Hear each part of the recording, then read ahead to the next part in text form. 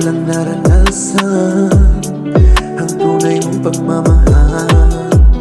Sabihin mo ang totoo, kung ako talaga sa puso mo. Minsan natanong ko sa sarili ko, bakit ikaw pa ang napili ko? Ano ba ang kasalanan ko? Bakit mo ako ginaganito?